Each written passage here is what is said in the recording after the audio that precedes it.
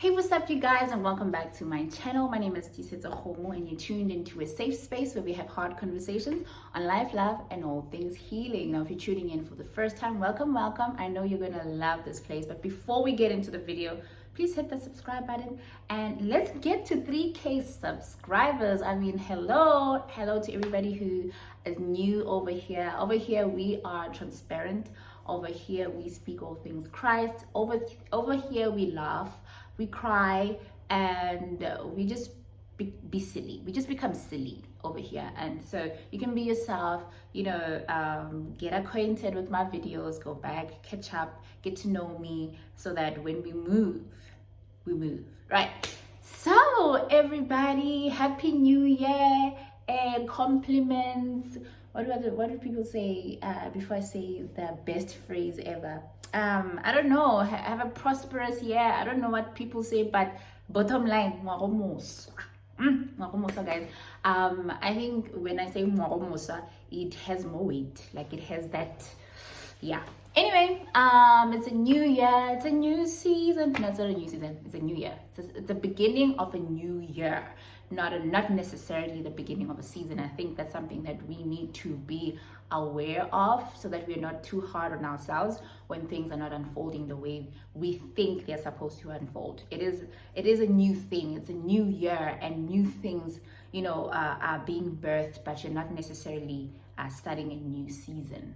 If you are, you are. If you're not, be patient with what God is doing in and for you.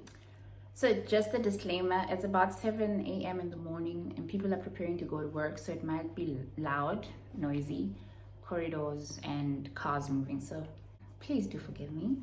So where was I? This year started at a very weird pace for me.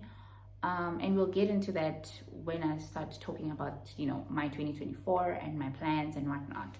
But we have a launch that we are preparing for on the 25th of February 2024. I'm launching the Purpose in Pain journal / book, and this is open to everybody. It's open whether you're a male, you're female, whether you are healing, about to heal, want to go on a healing journey, have healed, want to review. Look, this is for everybody. And I think it's going to be very beneficial to you and your family. We have qualified, psychologists, so therapists that are going to be on board, a 12-week program that will help you pace yourself in the journey of healing, because it can get a tad bit overwhelming. We have so much that we've packaged in just a journal experience, that I'm so excited to share this with you. I remember sitting down and I was saying, God, even when I started, writing this thing in 2020, I was in a mess. I was in a place where I couldn't even understand myself. I wasn't in a place, ideally, where I could write a healing journal or healing guide, because, man, what do you mean? You're going through the most, you're hurting. But I think God held me, and He allowed me to put down His heart for His people in a few words, and to breathe out even the exercises that are in there. And I'm just like, wait a minute, I need this for myself. So it's really a God-breathed journal, and we've coined it the letter, because I feel like it's a conversation that you're having with God, and God writing back to you. So get the book. I'm gonna leave the link in the description box. Get the book, sign up for the launch. So if you want to come to the event, it will be in Gauteng, South Africa. So you just click the link in the and then choose the ticket option, and not just the book. So there's a book only option, and then there's a ticket option. So the ticket includes the book and a lunch. And if you can't, if you have the book, or if you've pre-ordered the book and you can't be in Gauteng, we will live stream the event, so you will not be left behind. But I will not be sharing the live stream link to anybody else, unfortunately. If you don't have a book, you won't be able to attend. So yeah, and this year, I don't know if you guys are fasting. We started our fast on the 5th of January with the Beauty of Transparency, a healing ministry where we introduce you to a God that pursues, that heals, and that restores you. And this year our theme is communion, back to the garden. I cannot wait. Literally, we are inviting you to a place where you are comfortably sitting at the feet of Jesus. The events that we have, the challenges that we have, the activities that we will have in this year alone get me so giddy and excited. I hope you guys will be part of it. If you are a person saying, look, I want to start, this thing of having a relationship with God, we're saying we're going back to the garden where we'll take walks with the Holy Spirit and He will whisper sweet everythings to us. I won't say nothing. If you want to rekindle your relationship with God, literally the Beauty of Transparency is the place to be in 2024.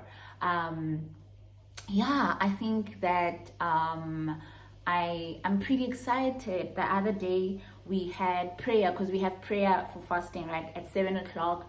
And somebody was, one of our team members said, she was sharing the word, and she said that, she was going through a rough patch, and the beauty or the Beauty of Transparency brought her back from a place that was dark. And I remember almost crying, and I was just like, shoo, I cannot believe the impact that one can make even when they're bleeding. And that's what we're going to talk about today, that healing is not only for the bleeding, that even when you're bleeding, you can still make an impact. I always make this example that Christ was bleeding on the cross, and it is because of that blood that we are able to freely stand today and commune with God as though we deserve it, as though we are worthy. But it is because of that spilled blood that we are able to do that. It's not because of a healed wound. It's because of a bleeding wound that we are standing today. But anyway, I'm not preaching, and I'm not trying to get into that space. So yeah, how was your 2024? How did you get into your 2024? Like, write in the comment section, guys, and let me find out if you guys, a friend of mine called me the other day, and she's like, how are you doing? And I'm like, I don't know. It was in the beginning of the year, because I was going through the most. The first week of Jan was horrible. The first 2 weeks, today's a Friday, and I'm just like, what's going on here? Like, isn't New Year? I don't have that New Year, new me thing. I'll get into it, but it's not cute, right? So this friend of mine comes to me, he's like, how are you doing? And I'm like, I don't know. Hey, I don't know. I feel like, man, like we're crying forward, if I'm loosely translating what I meant. And then she says, Sima ambulance channel, like Scala's Humb. And I'm like, child, that's exactly it. Like, we ambulances, like we're ringing the alarms. We're sounding the alarms while we're going to our healing place. We're sounding the alarms, carrying critical but stable people in the van, but we're taking them to a place of healing. And that's literally, like, I was like, revelation bombs. Like, yeah, I feel like that's literally how my 2024 started. Like, I'm crying for it, and there's no way I'm crying too, but in Christ. Like, good ref, guys. I remember on the 31st of January, just before going to what's that place, the crossover service, and I was like going through it, and it wasn't emotional. Okay, it probably was. I was having dizzy spells. I was just not okay. Like, I was not okay at all. And I felt like I'm gonna drop dead anytime soon. And the last time I felt like that was in 2021. I remember the whole of 2021, I would have this feeling that something bad is gonna happen to me. I'd have this feeling, and I used to tell my friends that I feel like I'm gonna die soon. Like, I have this sense that I'm going to die. Funny story, I'll talk about it one day, because actually I did die. But anyway, so then I went to the crossover service at Eternal Glory Church, and I thought I was fine. And obviously, me being me, I will Chuck Norris myself to places. Whether I'm falling apart, you won't know it unless you really, really know me, or unless I actually tell you I'm not feeling well. And then I got there, and sure, there was a point I forced myself. I was dancing and I was like, yeah, here I'm gonna drop dead. So I decided, no, let me go get water. I'm gonna drive out and go to the nearest filling station garage and buy water. And as I was stepping out, this other man of God stops me. Hey, we exchange greetings, and then he says to me, where you going? I'm like, I'm going to buy water. He's like, no, we sell water here. And I didn't know. They have very nice coffee as well, but I needed water, and I don't like water. And we went, and he bought the water for me. So I was about to pay, and then he signaled to the other bro, like, bro, no, I got this. I'm like, okay, man of God, thanks. Thanks for the water. So thanks, man of God, for the water. It really helped me. I drank the water. I don't know why I'm telling you all of this, but y'all missed me, right? Anyway, so I drank the water and I was fine, and I thought I'd be okay. And then when I got home on New Year's Day, guys, I had the worst night ever. Like I felt so weakened, and immediately I remembered why. Because so I have this thing where my body feels first what my mind and my heart doesn't know. Maybe my mind knows, and that's why my body's sick. But I will feel, so my body will weaken if I have suppressed a lot of my emotions. Yeah. And I'll get sick. It happened when my dad passed away. Like, I soldiered through the whole funeral and whatnot, and I think a day after, when we came back, I got sick with what I thought was flu, and it forced me to stay in bed. It forced me to just stay there and stay in the pain. And that's exactly what happened on the first. Like, I thought I was good. God, auntie, no, I'm suppressing a lot of things, a lot of fears, a lot of anxiety. And one of the biggest anxieties I had was the fear of, one, not belonging, two, the fear of being abandoned, and the fear of rejection. I don't know why I feel like I'm going to cry in this video, but it's not good. But anyway, so I had to sit in it. I had to sit in the discomfort of the reality of what is, because I think in 2023 I was going through what I've coined being loosed, or being freed from the claws of the alligator. And I think I've said this before, but I'll say it for those who've not watched the video, who haven't been to our Confronting Our Brokenness events. And I said that I went to a therapy session actually, and this is where it comes from. And I will give people, I'll cite people. So she says to me, the first question she asked me was like, how does it feel to finally be freed from the alligator's claws? And when we unpack that, and I'm just like, that's exactly how my 2023 was. It was like when you've been stuck in the claws of the alligator so much that it became who you are. The pain, you went through the pain and you numbed yourself to the pain, and it became normal. But it was still painful. But because you can just imagine walking around with claws in your body, deep into your body. And what happened with me last year is like I was being released from it, and the relief was so sweet. Like, you could see it in my face. You could see it in how I handled so many things. Like, you could see that I'm relieved and I've been freed from it, right? And you could see the glow on my face, child. We're not even trying to downplay that, right?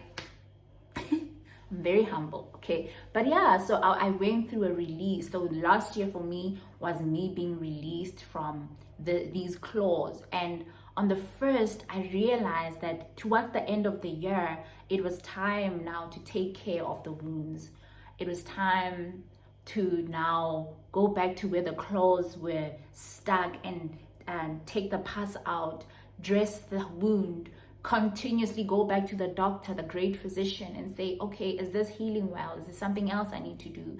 And I suppressed that. And I think one of my toxic traits is that I hold on too much to the good part, like the good things that happen, because I don't want to deal with the bad things. So I'll focus on the good. Like I'm just like, no, Lord, this is working. I'm loving this happy me, this happy chappy. Like when things happen, I'll just sweep under the carpet, and and I think I went on like that. And also it doesn't help because you're out there and I'm putting myself out there and I'm always just laughing and whatnot, and I create an expectation of who I am to people, and somehow I want to uphold that expectation of me being okay, right?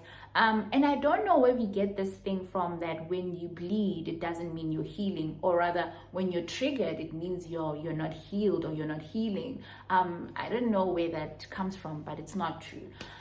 So yeah, I sat there on the first and I was just like, oh boy, I am about to have a really confronting year. I don't know if I'm ready. My therapist said, you're going through an overhaul. And I felt it the first week of Jan, because everything I was so happy about and so, secured in started becoming very shaky, very, like it needed me to get out of my fantasy to see things as they were. And yeah, then that's when I realized that we are really in an ambulance. We have critical but stable people that need to go to their place of healing. And yeah, so recently I did a little thread on Instagram, and I was talking about the fact that bleeding, or rather healing, you can't heal in isolation. And I thought I could heal in isolation. I thought I could be in a place where I can do this on my own, but I think after the first 2 weeks of Jan, I realized that it's impossible. It's close to impossible. Yes, the inner work is my responsibility. The inner work is what I need to work on by myself, and improve the things that I need to improve, and work on the other things that are red flags in me, but I need to be in an environment where even when I express where I am at in my healing journey outwardly, it's received with grace. And sometimes, and I've seen this with myself, that when I go through some stuff, I overcompensate around my peers, around my friends, because I don't want to make them feel like, oh, I'm going through the most, let's not have fun. Like I remember last time when things were happening in my marriage, and we had a trip to see our other friend somewhere, and I was going through the most. I was definitely not okay, but I forced myself to go, because I'm just like, I don't want them to feel like I'm some handicapped person who can't live anymore. But I did myself an injustice, because all I just needed to do, or wanted to do, was sit in a corner and cry. I was just not okay. And I think what happened on the 1st to the 4th of Jan, for me, it was like, you're gonna have to sit in the discomfort of not being okay, and not trying to show up as you are okay to other people, because then you're robbing yourself of the expressed healing, or rather the healing journey that you are supposed to be going into, and you're delaying your process. So I had to sit in the pain of realizing that there are certain spaces that I can't find myself anymore. There are certain people that I can't relate to anymore, and just seeing the reality of things, and being a person who is a recovering people pleaser, that really struck very hard, because it was like I was confronting my fear of abandonment. I was confronting my fear of rejection, and I was just like, God was also just showing me certain things that I did, that other people did, that I didn't, confront or deal with, that are coming back to bite me, and I went back to the core reason that I thought that healing can be done in isolation. And I remember having a conversation with a friend of mine. We had not been talking for a while. Like we would talk, hi, laugh at each other's statuses when we post, huh, pretty girl, whatever. But we had lost that deep connection with each other. And one day I went to her house and we sat down, and she started telling me how she felt when I pulled back. So I have this thing, when I go through things, I pull back because I don't want to be anyone's burden, right? And the people that I do let in, Shem, it's by God's grace, you know.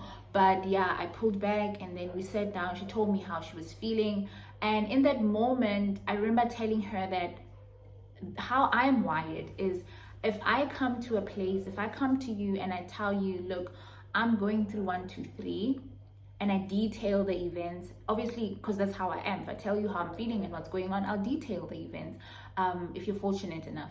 And then afterwards, I'm not then going to make it my responsibility to tell you or update you on where I am, because now you know I've let you in. It's your responsibility now. And I'm like, I told him, like, my problem is that the reason why I pulled back was that you people, and I said that, Shame, you ask around the questions that you really want to ask. You ask around the situation and expect me to know what it is that you're trying to ask me, you know. Then the communication is broken. And I know from my end I could have just, you know, just come out and be like, oh, remember. But sometimes you're going through so much, guys, that you can't even go update, because now you feel like you're somebody's burden, and so on and so on. So I mean, I'll go deeper into that when we talk about friendships while you're bleeding. But essentially, after the first week where I was going health-wise and just, you know, going through my emotional whatnot, there was something that happened that triggered me about my marriage, and the things that I went through in my marriage, and it triggered a kind of feeling that, I tell you, I never ever in my entire life want to feel like that ever again. And I don't wish it on my worst enemy, if I had one, except the devil. But that feeling of, you're going to feel this thing and you're going to sweep it out under the carpet, and then you're going to go on as though it didn't happen, because you felt this before, you know this feeling before, you did nothing about it before. Now you're at a place where you're telling people you're healing, you're doing the work. Now it's time to go confront the possibility of you being abandoned. Guys, it was a lot it was a lot for me to handle. But also it was necessary for me to go through and to feel that, so that I can reposition myself properly. This year, honestly, in as much as I'm going through and confronting my own brokenness, it's about repositioning myself in people's lives, repositioning myself in Christ, repositioning myself so that I can literally get to know who I am fully and wholly, without reservation, without thinking, is this enough for the next person? Because the thing about being a people pleaser is that you show up to people the way you think they want to see you, you know, and that's wrong, because you rob yourself of fully understanding who you are. The other day I sat down, I think 2 days ago, and like, guys, the way I cry, you swear like I'm pregnant with twins or something. But I sat down and it dawned on me that I really love the color pink. And I'm like, wait, I do like the color pink. And I started crying, because I'm just like, oh my God, how did I forget the things I really love, you know? And I'm like, no, actually, it's not asking too much for someone to buy me pink flowers, because I love the color pink. Well, not too much, pastel colors, you know, but just in case you want to buy me flowers. But I was just like, it felt like I had robbed myself of getting to know myself, because I was trying so hard to show up as a person that other people would accept. And I remember something also happened that made me realize that, oh, actually, I was at my favorite spot, a favorite, and I'm like, I sat down and I'm like, wait, I love this kind of thing. I love eating breakfast. You know, I love sitting down with my thoughts and going deep and just, I love those kind of things. Even if people are just like, no, this is don't you laugh? You're always talking about deep things. You're always talking about her. And I'm like, but that's just who I am. And if I cannot be myself around you, then can I excuse myself from this circle? There's so many things that I'm realizing about myself that I downplayed so that I can make people around me comfortable. I'm loud when I want to be. I laugh a lot. I make jokes when I want to.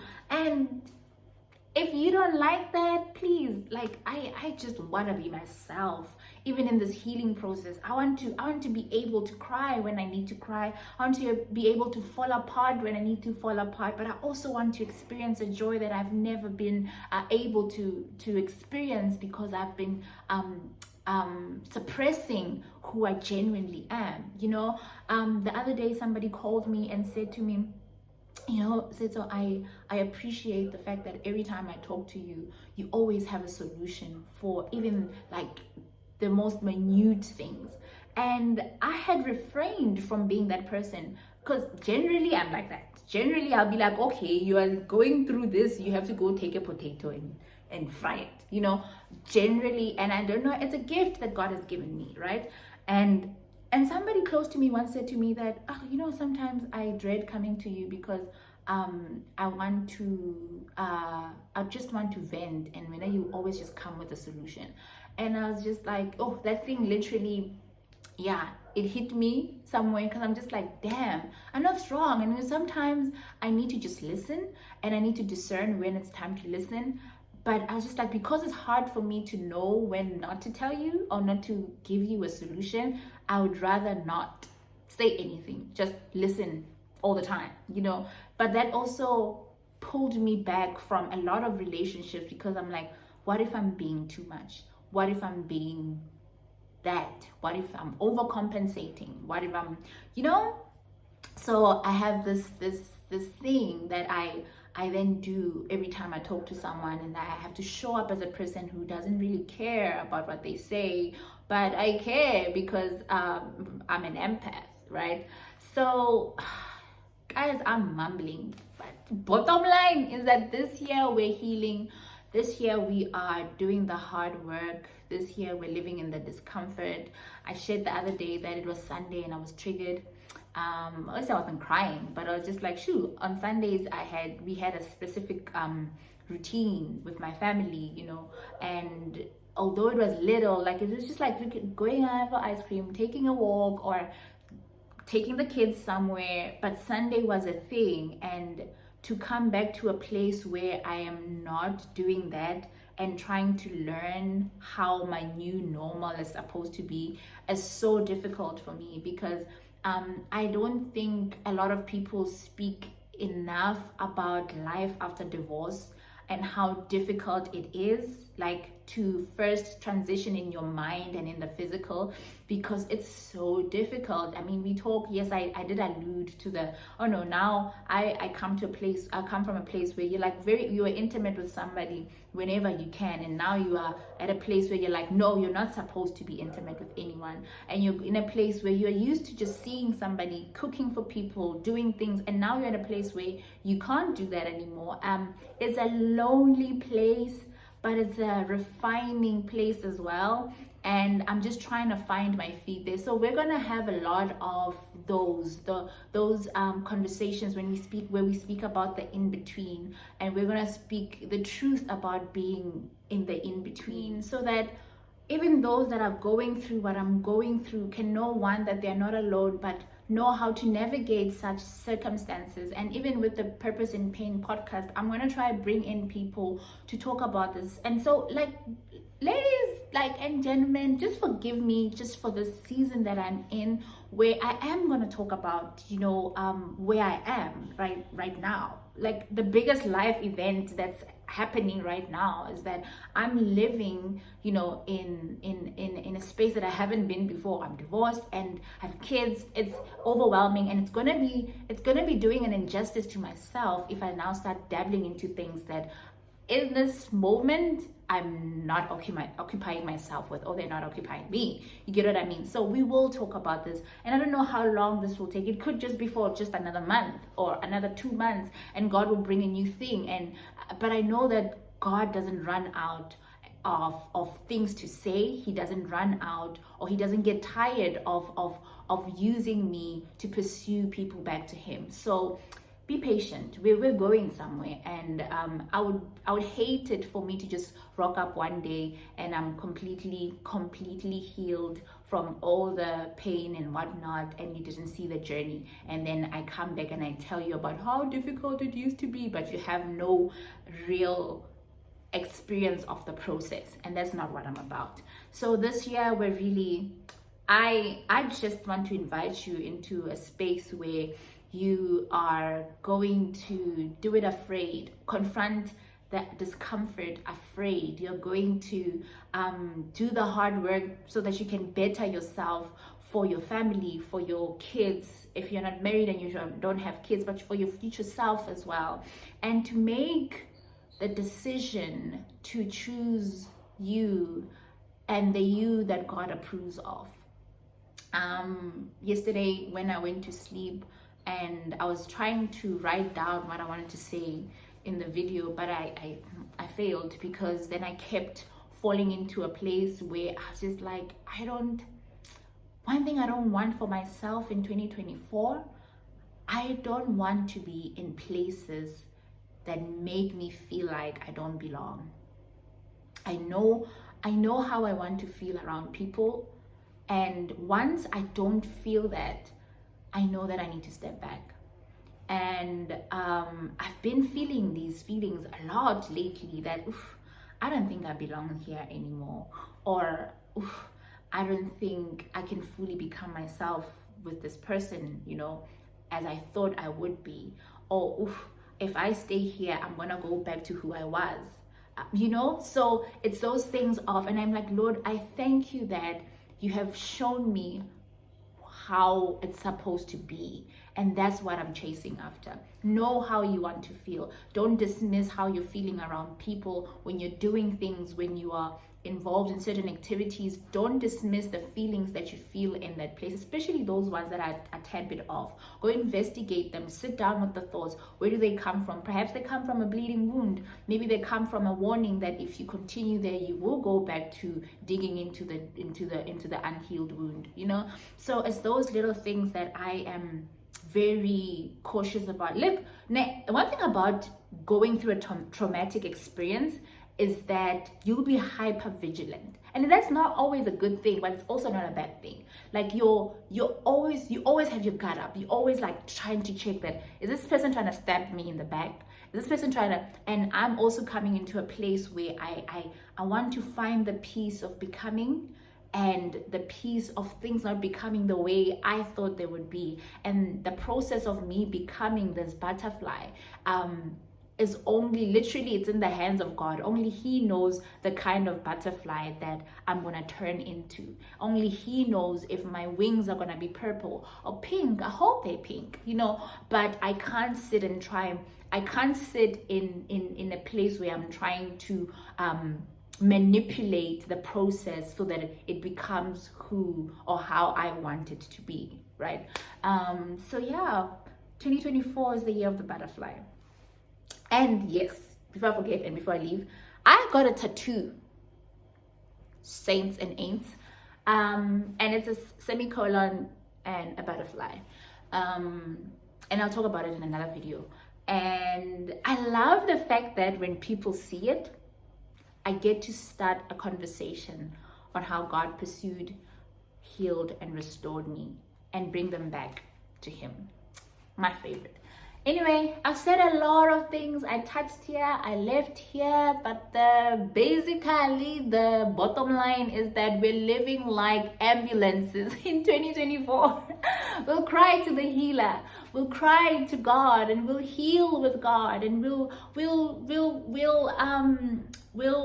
smash our goals, and when we get tired, we'll take the rest and we'll rest in God. Like, we will do whatever it takes, even when the enemy tries to throw things at us and to throw doubt in our minds, to tell us that we cannot do it. We will stand up, we'll fall, but we'll stand up and still go towards the Father, towards the mark of our high calling, because that's what we are called to do. Like, this year, we are not sleeping on ourselves. We're not sleeping on our potentials. We're not sleeping on God. We're not sleeping on what God is doing. And we're going to fully enjoy ourselves. We're going to fully immerse ourselves in the joy of knowing who Christ is. We're just going to fully immerse ourselves in the love of God that does not in any way condemn us. Like, we're just going to fully live in the love of Christ in this year, and we're going to heal with him.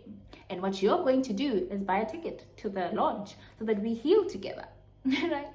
I need to end this video. I don't know what to title this video, but let's go.